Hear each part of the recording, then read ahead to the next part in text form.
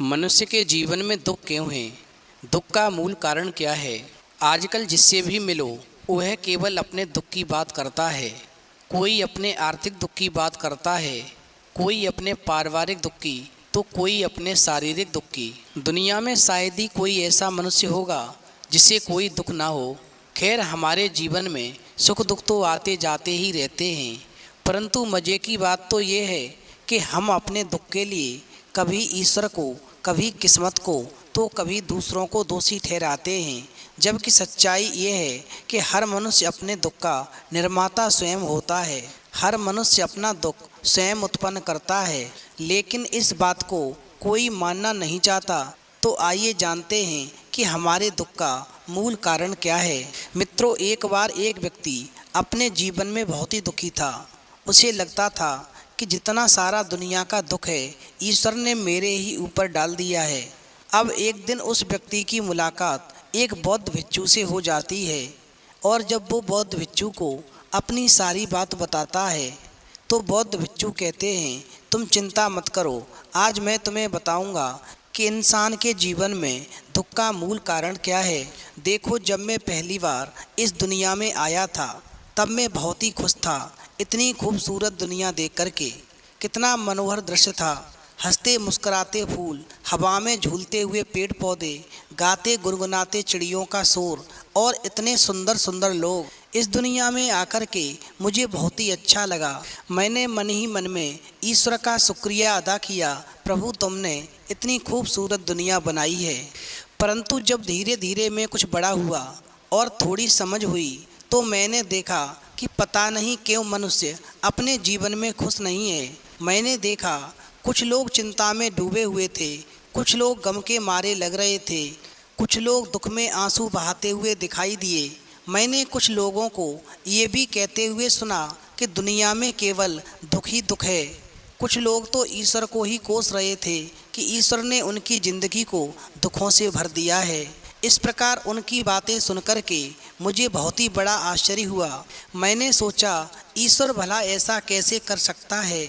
मैंने तो सुना था कि ईश्वर मंगल करता, दुख हरता, कृपा निधान, उद्धार करता और दया का सागर है।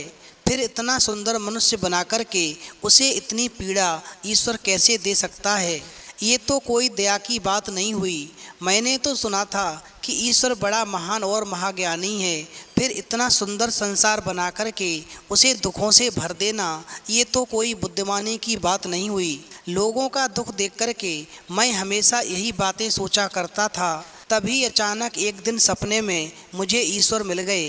तो मैंने ईश्वर से शिकायत की और उनसे पूछा कि आपने इतनी सुंदर दुनिया बनाई है, मनुष्यों को इतना शानदार जीवन दिया है, फिर आप इन बेचारे मनुष्यों को इतना दुख क्यों देते हैं। जब मैंने ईश्वर से इतनी बात कही तो ईश्वर ने चौंकते हुए कहा, तुमसे किसने कहा कि मैं मनुष्य को दुख देता हूँ, ये बात तो सरासर झूठ है। फिर मैंने ईश्वर से कहा कि संसार के सब लोग तो आपको ही दोष दे रहे हैं। फिर ईश्वर ने मुस्कुराते हुए कहा, तुम अभी बच्चे हो, तुमने अभी इन मनुष्यों को ठीक से समझा ही नहीं है। अपनी हर गलती के लिए दूसरों को जिम्मेदार ठहराते हैं। जाओ अभी संसार से कुछ सीखो, जीवन को गहराई से समझो, धीरे धीरे तुम्हें सब कुछ समझ में आ जाएगा। अब वो बौद्ध भिक्षु कहते हैं, तभी से मैंने दुनिया से सीखना शुरू कर दिया, जीवन को समझना शुरू कर दिया, क्योंकि लोगों का दुख देख करके मुझे भी दुख होता था। इसीलिए मुझे किसी भी हाल में इस प्रश्न का उत्तर ढूंढना था, मनुष्य के जीवन में इतना दुख क्यों है, आखिर मनुष्य इतना दुखी क्यों है। मैंने इस प्रश्न का उत्तर ढूंढने के लिए अपने दुखों को भी गहराई से विश्लेषण किया, अपने आसपास के दूसरे मनुष्यों के दुखों पर भी काफ़ी विचार किया, और आज जब मैं जीवन को काफ़ी हद तक समझ गया हूँ तो मुझे अपने प्रश्न का उत्तर मिल गया है। अब मैं जान गया हूँ कि जीवन में दुख नाम की कोई चीज़ नहीं है। जीवन तो बहुत ही शानदार घटना है, दुख तो मनुष्य अपने लिए स्वयं पैदा करता है। तुम मेरी बात पर यकीन करो या ना करो, क्योंकि कुछ सालों पहले मैं भी आपकी तरह ही सोचता था। आपकी तरह मैं भी सोचता था कि मेरे जीवन में केवल दुख ही दुख हैं, कभी गरीबी का दुख, कभी दिल टूटने का दुख, कभी असफलता का दुख, तो कभी किसी अपने को खोने का दुख। परंतु कितना दुख झेलने के बाद भी मुझे ईश्वर पर पूरा विश्वास था कि वो कभी किसी को दुख नहीं दे सकते। ईश्वर के ऊपर मेरे इस अखंड विश्वास का कारण ये है कि मैं अपने कुदरती स्वभाव से ही धार्मिक आध्यात्मिक स्वभाव का व्यक्ति हूँ। जीवन के हर कठिन मोड़ पर ईश्वरीय शक्ति ने मुझे सहारा दिया है।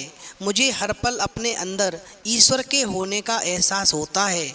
अब मेरी समझ में सब कुछ आ चुका है कि हमारे दुख के लिए भाग्य या ईश्वर जिम्मेदार नहीं है।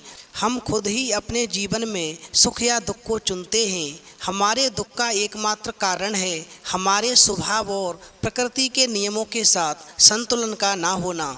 हमारे धर्म ग्रंथों में काम, क्रोध, लोभ, मोह और अहंकार को मनुष्यों के दुख का मूल कारण बताया गया है और मनुष्यों को इन 5 विकारों से छुटकारा पाने की बात भी कही गई है। लेकिन मैं इनसे छुटकारा पाने की बात नहीं करूँगा, क्योंकि मुझे पता है कि आज के समय में इन 5 विकारों से परे होना किसी भी मनुष्य के लिए लगभग असंभव बात है।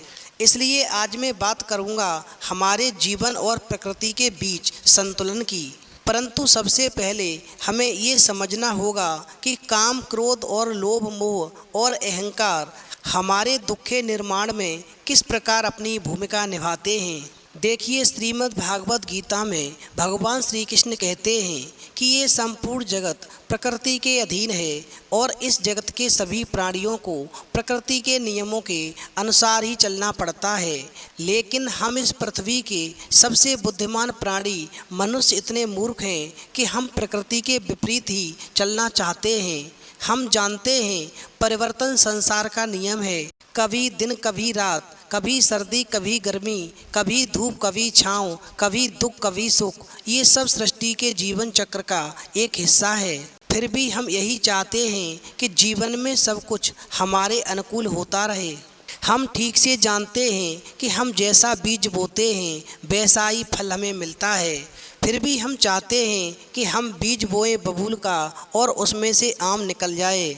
हमारे अधिकांश कर्म तो प्रकृति के विपरीत होते हैं, लेकिन हम चाहते हैं कि परिणाम प्रकृति के अनुकूल हों। गीता में भगवान श्री कृष्ण कहते हैं, संसार के हितार्थ के लिए निस्वार्थ भाव से कर्म करो और फल की चिंता मत करो। लेकिन हमें कर्म से ज़्यादा फल की चिंता होती है, और जब हमारी कामनाएं पूरी नहीं होती तो हम या तो क्रोधित हो जाते हैं या दुखी हो जाते हैं। क्रोध हमारे बुद्धि और विवेक को हर लेता है, जिससे हमारे सोचने व समझने की क्षमता क्षीण हो जाती है और हम मानसिक रूप से विक्षिप्त हो जाते हैं। तत्पश्चात एक विक्षिप्त मानसिकता वाला मनुष्य मन, कर्म और वचन से जो भी करता है वह उसके दुख को और भी ज़्यादा बढ़ाने वाला होता है। अब आप खुद सोचिए कि हमारे दुखी होने के लिए कौन दोषी है। हालांकि ऐसी बात भी नहीं है कि हमारी इच्छाएं पूरी नहीं होती। हमारी कई इच्छाएं पूरी भी होती हैं, लेकिन जब हमारी इच्छाएं पूरी हो जाती हैं तो हमारा लोभ और बढ़ जाता है, जो आगे चल कर के मोह का रूप ले लेता है। मोह का वास्तविक अर्थ है भ्रम, यानी हमें ये भ्रम हो जाता है कि हम किसी चीज़ के मालिक हैं और फिर मोहबस हमें संसार की भौतिक चीज़ों से अपना अस्तित्व जोड़ लेते हैं।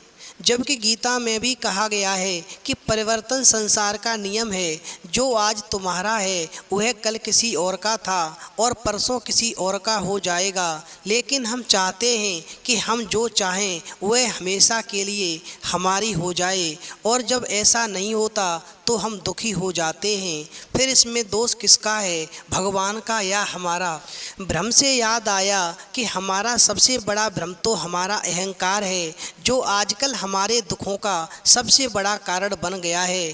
अहंकार में हम अपने अस्तित्व को सृष्टि के मूल प्रकृति से तोड़ लेते हैं। हम स्वयं को सबसे अलग और सबसे बड़ा समझने लगते हैं। लेकिन जब हमारा भ्रम टूटता है, हमें तब पता चलता है कि हमारी औकात दुनिया में एक तिनके से ज़्यादा और कुछ भी नहीं है। हमेशा याद रखना, प्रकृति के नियमों के अनुसार संसार की हर चीज़ पंच तत्वों अर्थात पृथ्वी, अग्नि, जल, वायु और आकाश से मिलकर बना है और एक दिन उसी में विलीन हो जाएगा। अतः इस भौतिक जगत के नश्वर चीज़ों पर आधिपत्य जमाने वाला हमारा अहंकार हमें केवल दुख ही दे सकता है, कभी सुख नहीं दे सकता।